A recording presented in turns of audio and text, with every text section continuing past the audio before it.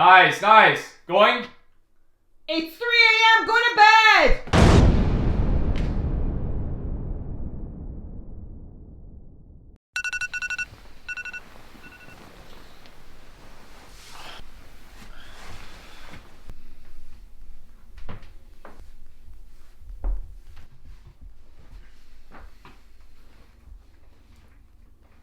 Hey guys, I'm back.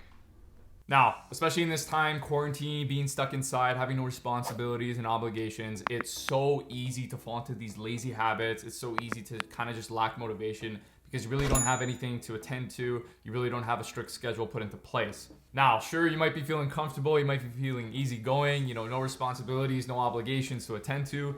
But deep down inside, you probably feel a little guilty. You're not being really productive with your days, and you're not being effective with your time. Straight up, to improve at whatever game you're playing, you need a consistent, a healthy, and effective routine built into your schedule. Now, when it comes to starting your day, I'm not going to tell you, wake up at 8 a.m., start hitting the gym, start curling those dumbbells, use the pull-up bar. I just know it's not realistic for majority of you guys playing games out there. I know you guys are staying up late. I was doing the same thing. I'm still doing the same thing. And especially in this quarantine, you have every opportunity to sleep in, so why not? So I'd say wake up around 10, 11 a.m., totally reasonable. Now, this next point that I'm gonna mention was a total game changer for me. Do not look at your phone first thing in the morning. I'm telling you, nothing worse than checking up on social media and looking at all these emails coming into your inbox first thing to start your day off right. Go out for a walk, take a shower. The benefits from those things is just endless. And if you like working out, you like hitting the gym, you like going for runs, go for it. But for those of you guys who don't do those things, going for a walk, listening to some music is a good way to start. Now, maybe you're wondering, what about breakfast? I personally don't like breakfast. I don't eat breakfast first thing in the morning. I was a fan of breakfast. I ate breakfast always first thing in the morning as soon as I woke up, but that's changed. I do this thing called intermittent fasting. I'm not a personal, health expert, but you guys can do your own research. Pretty much to summarize it, I just eat in an 8-hour window. I push my first meal to about 12 or 1 o'clock. The last meal is around 7 to 8. Now that you're done your morning routine, you're done taking a shower, you're done going for a walk, you finished working out, you went for a run. The first thing you're not gonna do is hop online. When I was a pro, I was quick to learn that the worst thing you can do is just hop straight into game. The best thing you can do for yourself is warm up in some sort of way. You need to prep yourself before you actually get into action, before you get into the game.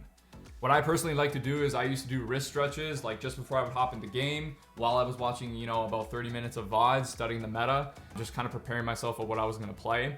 And then when I would hop into game, I wasn't queuing up for a match. I wasn't playing multiplayer right away. I was hopping in a custom game. I was playing against bots. I was just getting my aim ready.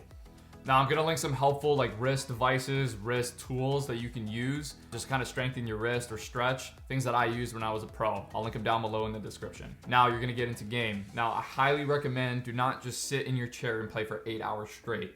Every 2 to 4 hours, get up, go for a walk, just clear your mind. Do not think about the game when you're taking that break. Take about maybe 15, 30 minutes. Don't just sit and play for 8 hours straight.